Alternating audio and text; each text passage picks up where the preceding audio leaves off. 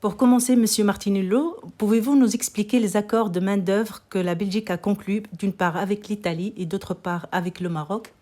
Alors, en fait, au sortir de la Deuxième Guerre mondiale, il y a des problèmes économiques importants dans beaucoup de pays, dont la Belgique. La Belgique dispose de charbon dans son sous-sol, et donc le gouvernement de l'époque lance la bataille du charbon pour relancer l'industrie belge. Le problème, c'est qu'il manque une main-d'œuvre locale. Beaucoup de Belges ont disparu pendant la guerre. Ceux qui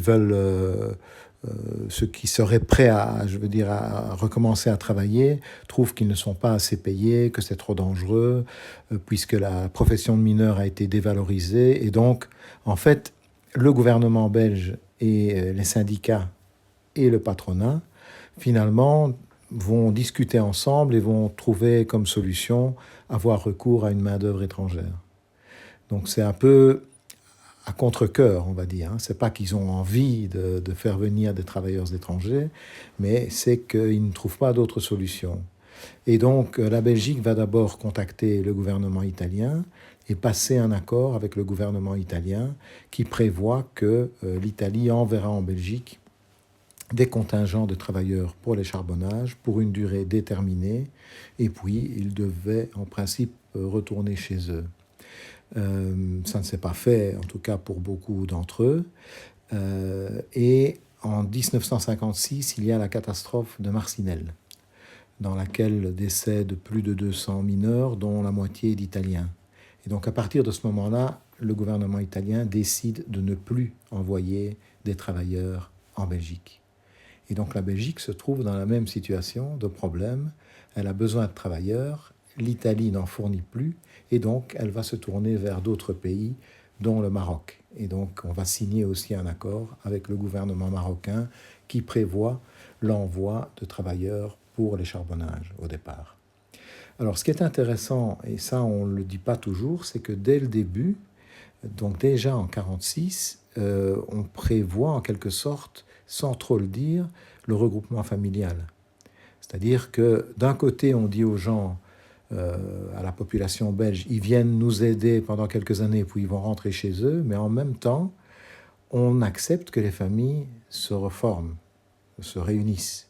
Et donc, ce sera encore plus clair pour le Maroc, puisque dans l'accord avec le Maroc, qui est passé quelques années plus tard, on va dire carrément que après 3 mois de travail, le travailleur marocain peut faire venir sa famille. Et donc, d'un côté, on dit qu'ils doivent repartir, mais d'un autre côté, on dit que si la famille vient, c'est qu'ils vont rester.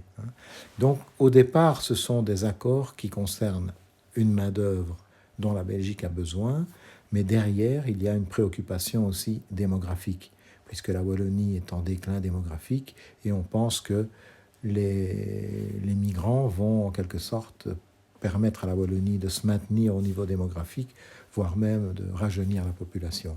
Donc ce sont des accords qui ont un peu une philosophie semblable en fait. Et sans la catastrophe de Marcinelle, il n'est pas dit qu'il y aurait eu un accord avec le Maroc. On ne le saura jamais.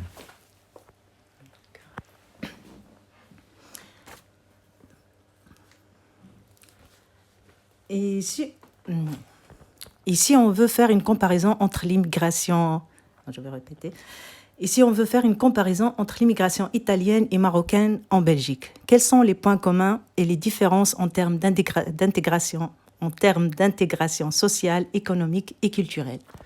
Alors, donc, le grand point commun, c'est celui dont on vient de parler, c'est qu'au départ, tous les deux sont considérés comme des personnes qui viennent aider l'économie belge, en fait. Et donc, à un certain niveau de l'économie, c'est-à-dire dans le secteur extractif, les mines, les carrières, et puis ce sera dans d'autres secteurs, mais c'est une main-d'œuvre peu qualifiée. Notamment à Bruxelles, le métro va être construit avec beaucoup de travailleurs marocains, mais ce sont des travaux lourds, dangereux, peu payés. Et donc les Italiens qui arrivaient en 1946, les Marocains qui arriveront dans les années 60, sont d'abord prévus pour remplir ces postes-là dans l'économie, c'est-à-dire les travaux lourds, peu payés et dangereux. Donc ça, c'est un point commun. Et Alors, bon, certains disent, et on entend ça souvent maintenant, oui, mais avec les Italiens, ça s'est bien passé, ils se sont intégrés facilement, mais avec les Marocains, ça a été plus difficile, et on dit souvent parce que les Marocains sont musulmans. Hein. Alors, ça n'a pas de sens de dire ça, parce qu'au début, lorsque les Italiens arrivaient, bien que beaucoup d'Italiens, pas tous, étaient catholiques, l'Église belge ne voyait pas d'un bon œil ces catholiques-là, puisqu'ils les voyaient comme des espèces de sectes qui adorent les saints et tout ça. Ils n'avaient pas la même vision du catholicisme qu'en Belgique. Et donc, on disait pour les Italiens qu'ils étaient trop différents, que ça allait être dangereux. Les mêmes arguments ont été repris après pour les Marocains. Et pourtant, les Marocains qui sont arrivés ne sont pas devenus musulmans en Belgique. On le savait avant qu'ils étaient musulmans. Ce n'est que plus tard que cette question a été mise en avant. Et beaucoup disent que, et je ne suis pas d'accord avec ça, que les Italiens se sont bien intégrés parce qu'ils étaient proches de nous culturellement et que les Marocains se sont moins bien intégrés parce qu'ils étaient trop différents, notamment à cause de la religion. En fait, ça ne tient pas du tout debout, cette question-là. Donc on voit qu'il y a eu, tant pour les Italiens que pour les Marocains que pour d'autres populations qui sont arrivées, les gens se sont intégrés sur le marché du travail, les gens ont eu des difficultés à s'intégrer, notamment dans le logement, puisque c'est pas facile quand on est étranger avec des moyens limités de trouver un logement. Les jeunes ont eu des difficultés à l'école, pas parce qu'ils étaient plus bêtes que les autres, mais parce qu'ils étaient traités aussi différemment, avec des phénomènes de discrimination qui ont été étudiés beaucoup plus tard. Donc en fait, il y a beaucoup de ressemblances dans les mécanismes entre les différentes migrations, et je ne pense pas que ce soit le facteur culturel ou religieux qui ait créé des grandes difficultés. Et d'ailleurs, des historiens ont fait des travaux, et si vous vous intéressez à ce qu'on disait sur les Italiens dans les années 40 et ce qu'on disait sur les Marocains dans les années 60, vous pouvez juste changer les mots italien par marocain, mais c'est exactement les mêmes arguments qui sont repris. Alors, qu'est-ce qu'on voit aujourd'hui? C'est que, évidemment, tant les Marocains que les Italiens ont souffert de tous les problèmes économiques puisqu'ils étaient concentrés dans les secteurs de l'industrie qui ont eu beaucoup de difficultés. Les charbonnages ont disparu, la sidérurgie a beaucoup de problèmes, la construction est un cas un peu particulier. Et donc, lorsque les crises arrivent, ce sont souvent ces personnes qui sont en première ligne qui souffrent le plus.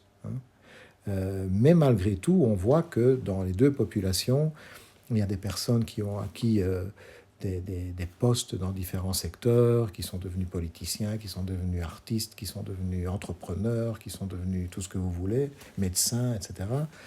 Et donc, je dirais que ce qui est le plus important pour pouvoir établir cette comparaison, c'est que le monde a changé.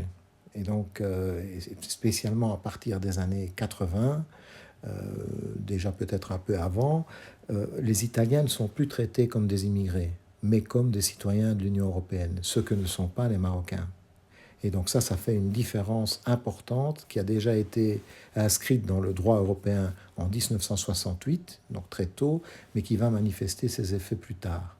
Et donc on arrive aujourd'hui à une situation dans laquelle ceux qu'on appelle les Italiens et ceux qu'on appelle les Marocains, la majorité, ils ont la nationalité belge. Hein?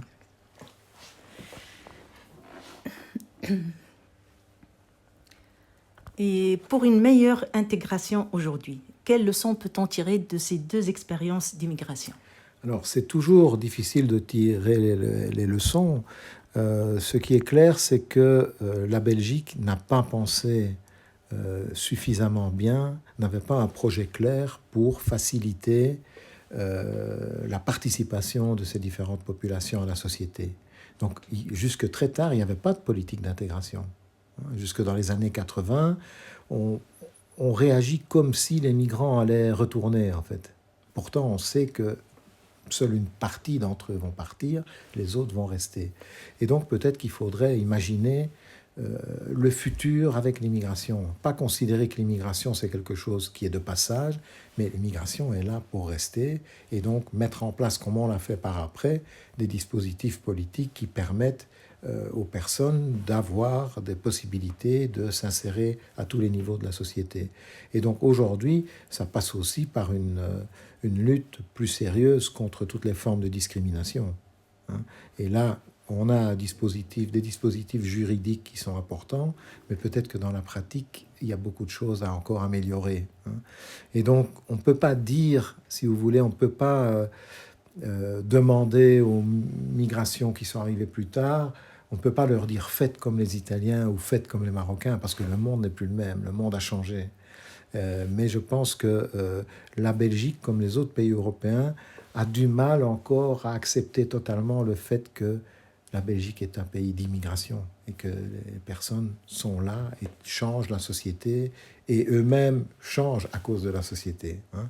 Et donc on voit que maintenant, si vous comparez des Marocains de Bruxelles avec des Marocains de Liège, oui, ils sont marocains, mais c'est pas la même chose parce que ceux de Liège sont très liégeois et ceux de Bruxelles, quelque part, sont très bruxellois. Et donc, je pense qu'il faut... On n'a pas de ceux qui font croire que les choses pourraient changer se trompent. Donc, nos sociétés ont toujours été construites par les migrations, elles continueront à l'être.